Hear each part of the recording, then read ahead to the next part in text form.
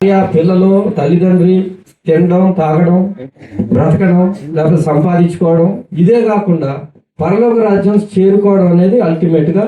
దానికోసం ప్రజలు ఏం చేస్తా ఉన్నారు, కానీ చేయాల్సింది ఏంటి అనే మీమాంస వచ్చినప్పుడు జరుగుతున్నది ఏంటనేది వివరించాడు. రాజులు పరిశీలన ఏం చేస్తున్నారంటే, ఆ రోజు ఒకవేళ మనం గనక వేరే వాడి దుడ్లో మన ఎద్దే శిక్ష ఏంటంటే ఆ ఎద్దును కోసేయడము లేకపోతే నరికేయడం. వాడికి ఉన్నదే ఒక ఎద్దు, దాన్ని ఏం చేస్తా ఉన్నారు, శిక్షక పాత్రగా ఆ ఎద్దును తీసుకెళ్ళి మళ్ళీ ఆ కోసేయడము ఏదో ఒకటి చేస్తా ఉన్నారు. అంటే జరిగేది ఎంత తప్పు అయితే శిక్ష ఎంతది పెద్దది. కానీ అప్పుడు ఏం చెప్పాడంటే ఆయన, ఈ జరిగే సిస్టమ్ అంతా తప్పు, దేవుణ్ణి చేరుకోవడానికి మీరు చేసే సిస్టానికి వేరుంది. దేవుణ్ణి చేరుకోవడాలంటే ఈ లోక సంబంధంగా చేసే బలులు కాదు, ఇవి కాదు. క్షమించబడాలి ఒక వ్యక్తి దేవుడి చేత అంటే మారు మనసు పొందడం మాత్రమే నిజమైన మార్గం. మారు మనసు పొంది తేనే తను దేవుడిని చేరుకోగలడు తప్పితే మీరు ఇచ్చే బలుల వలన మీరు వేసే శిక్షల వలన కాదు అని గొంతెత్తి చెప్పిన వాడు మొదట యేసు ప్రభు. లోకానికి కమ్యూనిస్టులు అంటే ఎప్పటికి కూడా మొదటి కమ్యూనిస్ట్ ఎవరంటే యేసు ప్రభు అని చెప్తారట. ఎందుకంటే మొదట రాజ్యానికి వ్యతిరేకంగా మాట్లాడిన వాడు ఎవరంటే యేసు ప్రభు. మాట్లాడడం వల్లే శత్రువు అవడం వల్లే శిలువలో వేలాడింది. ఆ రోజు ఎంతగా వేలాడాడంటే, మీరు చెప్పేది అబద్ధం, మీరు చెప్పేది రివర్స్ అని చెప్పగలిగి వాళ్ళ శిక్షక పాత్రుడైన ఆ రోజు రాజులు వేసే శిక్షక పాత్రుడై శిక్ష అనుభవిస్తూ కూడా మీరేమి చేస్తున్నారో మీరు ఎరగరు కనుక వీరిని క్షమించుము. వీరికి లోక సంబంధమైన సిద్ధాంతమే తెలుసు కానీ పరలోక సంబంధమైన సిద్ధాంతం తెలియకపోవడం వల్లనే ఇట్లా చేస్తా ఉన్నారు కనుక ప్రభువా వీరిని క్షమించు. వీళ్ళు మోసదూరంలో వెళ్ళారు కనుక నన్ను శిక్షిస్తా ఉన్నారు తప్పితే నిజమైన జ్ఞానం కలిగితే వీరు కూడా నన్ను సిలువలో వేలాడదీయాలని దేవుని ప్రార్థించిండు. అంత గొప్ప మనస్తత్వం అంటే నిజమైన జ్ఞానం పొందడానికి ఈ ప్రజలకి చెప్పడానికి తన ప్రాణాన్ని పెట్టి కూడా నిజమైన జ్ఞానాన్ని ఇచ్చాడు తప్పితే ఎక్కడ అబద్ధమైన జ్ఞానాన్ని అందించలేదు.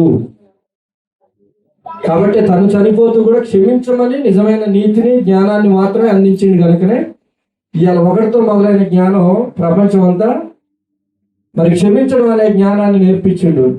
మరి మనం అది నేర్చుకోవాలని తను కూడా కోరుకున్నాడు అనమాట. చూద్దాం దాంట్లో మొదట ఏం చేసిండు.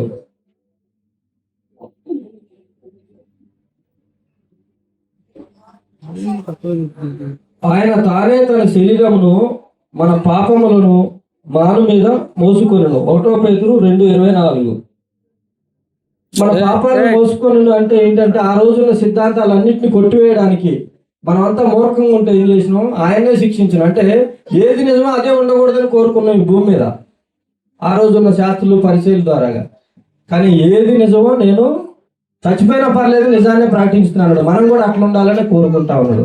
దేవుణ్ణి ప్రకటించడం అంటే మన కానుకలు లేకపోతే మన శరీరాన్ని లేకపోతే మనం ఇచ్చే ఇంకా చెప్పాలంటే మనం చేసే ఈ కార్యక్రమాలన్నీ కాదంటాడు. నీ హృదయాన్ని నీతిగా న్యాయంగా నియమబద్ధంగా దేవుడి కోసం వాడబడడం, నీతిగా నిలబడడం, క్షమించబడడం, ఇది మాత్రమే నిజమైన దేవుడిని చేరుకునే మార్గాలు అంటాడు. అంటే చాలా మంది ఏం చేస్తారంటే విజయమాల్య ఉన్నాడు అనుకోండి, సపోజ్ తను తప్పు చేస్తే ఏంటి 1,000 కోట్లు ఒక దానికి దానం ఇచ్చేసిండు, క్షమించబడ్డా. కానీ దేని వల్ల క్షమించబడ్డా అంటాడు, మనసు మారడం వల్ల మాత్రమే. నీ డబ్బు ఇవ్వడం వల్ల కాదు, నువ్వు పని చేయడం వల్ల కాదు. చర్చిలో చాలా మంది పని చేస్తాం, కానీ దేవుడు ఏం కోరుకుంటాడు, రోజు పని చేసినా కాదు, నీ హృదయం మార్చబడడం వల్ల మాత్రమే నా పరలోక రాజ్యం చేరుకోగలను అంటుంది. అల్టిమేట్గా దేని మీద దెబ్బ పడుతుందంటే నీ మారు మనసు అని నీ హృదయం లేకపోతే నువ్వు వెళ్ళి చేసినా, నువ్వు చర్చిలు కట్టించినా, నువ్వు 50 కోట్లు దానం ఇచ్చినా ఇవన్నీ కాదని చెప్తా ఉన్నాడు. ఆ సిద్ధాంతాన్ని నేర్పించడానికి తన ప్రాణాన్నే పెట్టిండు. మనల్ని కూడా అదే చేయమంటాడు. నేనేది చేసినా మీరు అది చేస్తేనే మారు మనసు పొందుతుడు తప్పితే ఇవన్నీ లోక సంబంధంగా చేసి యాక్షన్ చేయడం వల్ల కాదు అని చెప్తా ఉన్నాడు. దానికోసం మాత్రమే ప్రాణం పెట్టింది తప్పితే మిగతా అన్నిటి కోసం కాదు. మనం సంపాదించుకోవడం కోసం, మన పిల్లల్ని కనడం కోసం, మనం సుఖంగా ఉండడం కోసం ఉండండి. కానీ నేను ఏదైతే ఈ లోకాన్ని కడిగానో మీరు కూడా కడిగేవారుగా ఉండడం తప్పితే మళ్ళీ మలినం చేసేవారుగా ఉండకండి అంటుండు. మలినం చేయకుండా ఉండడం ఎలాగో అంటే క్షమించండి మీరు అంటాడు. మీరు క్షమించడం వల్ల మాత్రమే ఈ లోకం మళ్ళీ మళ్ళీ కారణం ఉంటుందని చెప్తుడు. అతను నేర్పించింది కూడా అదే సిద్ధాంతం. దాంట్లో ఒక సిద్ధాంతం చెప్తుడు.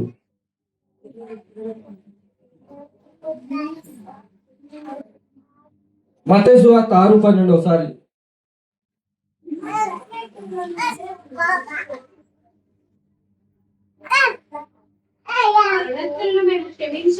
మా రుణస్థులను మేము క్షమించిన ప్రకారము మా రుణములు క్షమించుము. ఇలాంటి ప్రార్థన చేయమంటాడు. ముందు నువ్వు క్షమించి నువ్వు ప్రార్థన చేయి, అప్పుడు క్షమించబడతావు అంటాడు. తప్పితే నిన్ను డైరెక్ట్గా ముందే నేను క్షమిస్తా, బట్ కానీ నువ్వు నేర్చుకున్న తర్వాత నువ్వేం చేయాలా?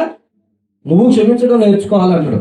ఆ క్షమాపణ అనే దాంట్లో అంత గొప్ప నీతి ఉందని చెప్తుడు. ఇంకా చెప్పాలంటే శత్రువులను ప్రేమించాలంటాడు. మత్తయి సువార్త 5:44. హింసించే వారి కొరకు ప్రార్థన చేయమంటాడు. నేను మీతో చెప్పున్నది ఏమనగా, మీ పరలోకమందున మీ తండ్రికి కుమారులై ఉండునట్లు మీ శత్రువులను ప్రేమించుడి, మిమ్మల్ని హింసించే వారి కొరకు ప్రార్థన చేయుడి. ఆయన చెడ్డవారి మీదను మంచివారి మీదను తన సూర్యుని ఉదయింపజేసి నీతిమంతుల మీదను అనీతిమంతుల మీదను వర్షం కురిపించున్నాడు. ఎస్, మీరు మిమ్మల్ని ప్రేమించిన వారినే ప్రేమించిన ఎడల మీకేమి ఫలము? దేవుళ్ళలోకి వచ్చిన తర్వాత అంటాడు, మనల్ని ప్రేమించే వారి కోసం కాదు మనం చూడాల్సింది, నువ్వు ప్రేమను ఇస్తున్నావా లేదా. ఒకటే క్వశ్చన్. విశ్వాసం అయిన తర్వాత ఏమడుగుతుండో దేవుడు అంటే, నిన్ను ప్రేమించే వారి కోసం నువ్వు వెదక్కు, నువ్వు ప్రేమించే వారిని ఎంతమందిని తయారు చేసుకున్నావు అని అడుగుతుండవు. అల్టిమేట్గా ఏంటంటే, మనం యాక్చువల్గా మనిషి జీవితం ఏంటంటే, నాకు పెట్టిన వాళ్ళకే నేను పెడతా అంటాం. కానీ అది కాదు, నువ్వెంతమందిని పెట్టినావు, నువ్వెంతమందిని ప్రేమించను, నీ సిద్ధాంతం ఏంటని అడుగుతా ఉన్నాడు. మన క్వశ్చన్ చేస్తా ఉన్నాడు విశ్వాసని. ఎందుకు అంటే, నిన్ను నేను కడిగాను, నువ్వు నాలా ఉన్నవా లేదా, నీ మీద నాకు అధికారం ఉందంటాడు విశ్వాస పైన. ఆ అధికారంతో నిన్ను అడుగుతా ఉన్నా, నువ్వు అలా ఉన్నావా లేదా అని అడుగుతా ఉన్నాడు. నువ్వేమిచ్చినవని నేను అడగను, నువ్వేమి తెచ్చినవని నేను అడగను, కానీ నీ హృదయం క్షమించే హృదయం అయి ఉందా లేదా. నువ్వు లోకానికి అడగాలంటే ఫస్ట్ నువ్వు క్షమించాలి. వేరే వాళ్ళ క్షమాపణ కోసం, వేరే వాళ్ళ దయ కోసం, వేరే దానికోసం నువ్వు చూడకూడదు. నువ్వు ఇచ్చేవాడు విశ్వాసం అంటే. నువ్వు లోకానికి ఉప్పై ఉన్నావు అంటాడు. అట్లనే క్షమాపణ గుణం ముందు నువ్వు కలిగి, ఇంట్లో గొడవలు జరిగితే ఏం చేస్తావండి, మా అత్తగారండి మామూలు కాదు అంటే నువ్వు క్షమించట్లా ఉన్నాయి. పోతే పోయింది, లేకపోతే నేను అలాంటి దాన్ని అని ఎవరన్నా అంటారా? నువ్వు అన్నట్టే, నువ్వు నీ చెడ్డదాన్నే నువ్వు ఎవరైనా అత్తయ్య నీ మీద నాకు ప్రేమ ఉంది అన్నోళ్ళు ఉన్నారండి ఎప్పుడైనా? నువ్వు నీకు నీ మీద ప్రేమ ఉంది అత్తయ్య నాకు లేదు, నీ మీద ప్రేమ ఉంది మావయ్య, నువ్వేనా తిడితే సాయంత్రం మట్టికి మన ఇద్దరం కలిసి మాట్లాడుకోవాలి, కలిసి మన ఇద్దరం జర్నీ చేయాలి, లేకపోతే కలిసి భోజనం చేయాలి. ఆ రకంగా సాయంత్రానికి క్షమించమంటాడు. పొద్దుటూళ్ళని సాయంత్రానికి ఉండొద్దు అంటాడు. ఇంకా గొప్ప క్షమాపణ మనకు ఒక సందర్భంలో కనపడు దేశ ప్రభువు ఎగ్జాంపుల్. అల్టిమేట్ అనమాట ఇది మొత్తం యేసు ప్రభు సువార్తలో. యోహాను సువార్త 8:3 అండి.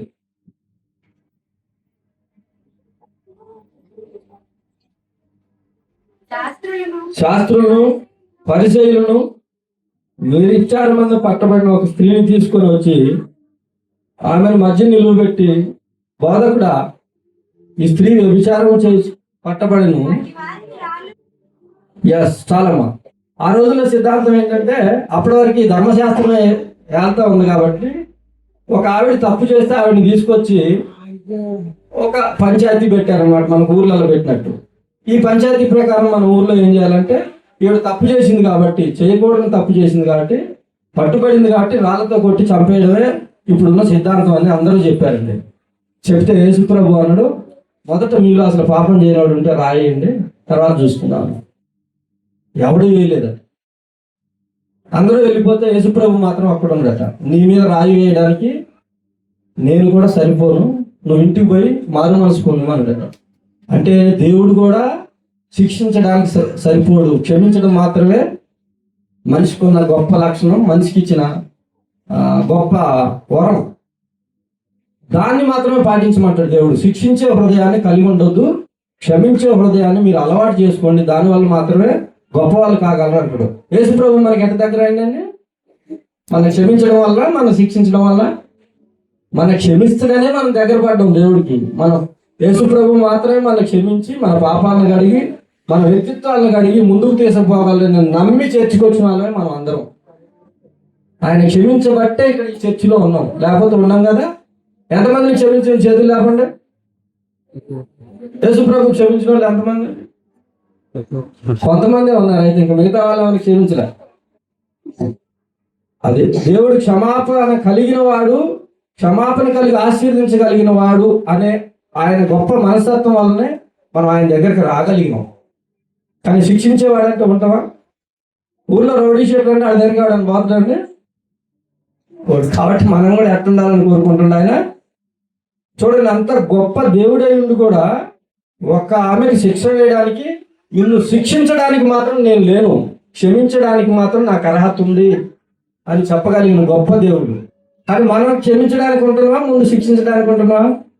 వాడండి నిన్న తిట్టిండు, పోలీస్ స్టేషన్ పోయి చూడండి, వాడిని ఏలాంటి తిప్పి పోతే కాలు పైకి కట్టి రేపు. అంటే దేవుడు ఏం కోరుకుంటున్నాడు మన దగ్గర నుంచి? క్షమించమని కోరుకుంటుండవు.